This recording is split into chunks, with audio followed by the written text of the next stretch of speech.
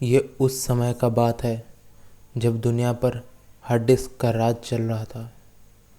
चारों तरफ लैगी applications, hang होते कंप्यूटर्स, टूटते कीबोर्ड्स, सीपीयू और मॉनिटर्स के साथ दुनिया पूरा निराशा से भर चुका था। फिर एक दिन अचानक एक फरिश्ता निकला।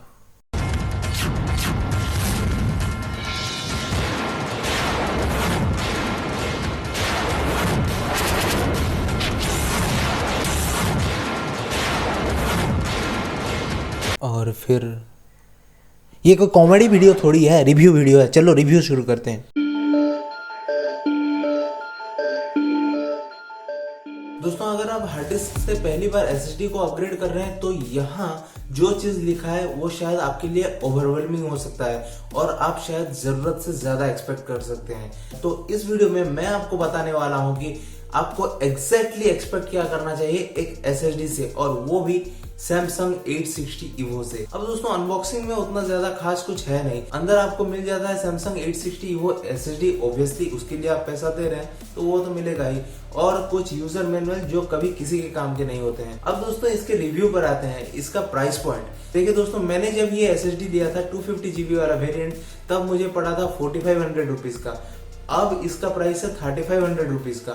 लेकिन बहुत सारे ऐसे SSDs हैं, वो भी 256 GB वाले, जो कि आपको 2500 रुपए में मिल जाते हैं। जैसे वेस्टर्न डिजिटल का आता है, सीगेट का आता है। तो यहाँ सबसे बड़ा क्वेश्चन आता है कि आखिर ये लोग 2500 रुपए में क्या दे देते हैं और सैमसंग हमसे 1000 ज्यादा क्यों लेता है। तो दोस्तों, इसके लिए बहुत सारे रीजन रिस्पॉन्सिबल है। सैमसंग का durability, brand name, brand value और एंड्योरेंस भी इतना मस्त आता है सैमसंग का कि आप पूछिए भी मत। भाई साहब क्या बताओ, इतना अच्छा परफॉर्मेंस देता है ना। मैं सीधा प्रैक्टिकल आपको कुछ टाइम दे दूंगा, कितने में विंडोज 8 शुरू होता है, कितने में कितना सॉफ्टवेयर शुरू होता है, कितने में फोटोशॉप शुरू होता है, सब बताऊंगा इस वीडियो में। तो ध्यान से देखते रहिएगा। अब दोस्तों, प्राइस में तो मुझे कंसेशन लगा क्योंकि सैमसंग का ब्रांड नेम है। फिर 5 इयर्स का वारंटी मिलता है इसमें, और प्लस इस एसएसडी में 3-बिट वीन एंड गेट टेक्नोलॉजी का इस्तेमाल हुआ है, जो इसके पावर को एक लेवल अप कर देता है, मतलब एक और लेवल को ले जाता है। वो आपको बहुत ही ज्यादा फायदा देगा जब आप हैवी टास्क कर रहे होंगे। अब गाइस, इसके टेक्निकल स्पेसिफिकेशंस पर नजर डालते हैं। इसका ऑफिशियल स्पेसिफिकेशंस बताता है कि इसका रीड स्पीड है 550 Mbps और राइट स्पीड है 520 Mbps। तो आखिर ये कितना सच है और आपको इससे कितना एक्सपेक्टेशन रखना चाहिए। देखिए दोस्तों, राइट स्पीड या रीड स्पीड जो भी हो, वो सिर्फ आपके एसएसडी पर डिपेंड नहीं करता, ये बात जान लीजिए। अब दोस्तों, आप जानते ही हैं, जब आप एक प्रोग्राम को क्लिक करते हैं तब वो प्रोग्राम आपके हार्ड डिस्क से रैम तक जाता है और रैम में वो चीज एग्जीक्यूट होके आपका प्रोग्राम रन होता है। तो आपका प्रोग्राम हैंग या लैग क्यों होता है? हैंग या लैग इसीलिए होता है क्योंकि आपका रैम का एक्सेप्टिंग स्पीड जितना है, आपके हार्ड डिस्क का सेंडिंग स्पीड उतना नहीं है, उसके बराबर नहीं है। तो एसएसडी क्या करता है कि आपके हार्ड डिस्क से काफी ज्यादा स्पीड ऑफ ट्रांसफर दे के आपके प्रोग्राम को बहुत ही ज्यादा स्मूथ रन करवाता है। रैम का स्पीड अभी लगभग कुछ जीबीपीएस तक होता है, शायद 10 या 15 जीबीपीएस तक होता है, लेकिन हार्ड डिस्क का स्पीड आपका होता है 100 एमबीपीएस, 150 एमबीपीएस, 200 एमबीपीएस, ऐसा होता है। जब आप एक एसएसडी लगा देते हैं हार्ड डिस्क की जगह, तो वो चीज बहुत ही ज्यादा बूस्ट हो जाता है और आपको मिलता है फ्लॉलेस और स्मूथ रनिंग एप्लीकेशंस। तो अब मुद्दे पर आते हैं कि 550 एमबीपीएस जो इसका रीड स्पीड है, क्या ये सच है?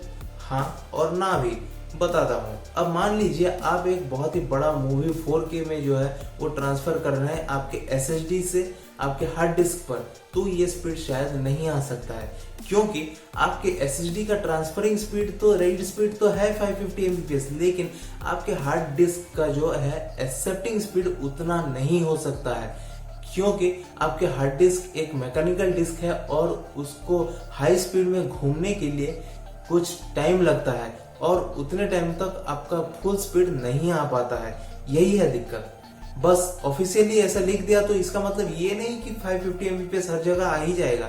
हाँ, अब आप एक मूवी रखे हैं 4K में, वही 9 GB वाला, और उसे आप एसएसडी से डायरेक्ट कुछ मीडिया प्लेयर्स में देख रहे हैं, तो वो क्या होता है कि आपका जो मूवी है वो डायरेक्ट एसएसडी से ट्रांसफर होकर रैम में जाता है। जब ये रैम में जाता है तो रैम का एक्सेप्टिंग स्पीड बहुत ही ज्यादा होता है, एसएसडी से भी कई गुना ज्यादा होता है, तब 550 Mbps में जाता है एसएसडी का डाटा। अब दोस्तों सेम चीज है राइट स्पीड के साथ भी। अगर आपके हार्ड डिस्क का रीड स्पीड उतना नहीं है तो राइट स्पीड कहाँ से उतना होगा। आपका हार्ड डिस्क का मान लीजिए रीड स्पीड है 150 Mbps, 150 Mbps पर फुल परफॉर्म कर रही है, लेकिन आपका SSD का राइट स्पीड है 520 Mbps।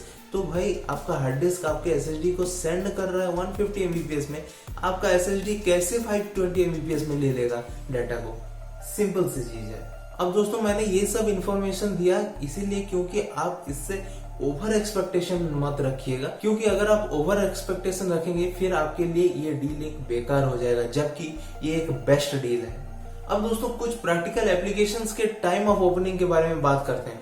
दोस्तों देखिए मेरा विंडोज 8.1 जो कि हार्ड डिस्क में जब लोडेड था तब वो ओपन हो रहा था 25 सेकंड में, लेकिन जब मैंने पहले ये एसएसडी में लोड किया तब वो ओपन हुआ सिर्फ 8 सेकंड्स में। अब 4 महीने बाद इस पॉइंट पर जब मैं बहुत सारे डेवलपमेंटल एप्लीकेशन रख चुका हूं और डिजाइनिंग का भी एप्लीकेशन रख चुका हूं उसमें, तो वो बूट होता है लगभग 12 to 13 सेकंड्स में।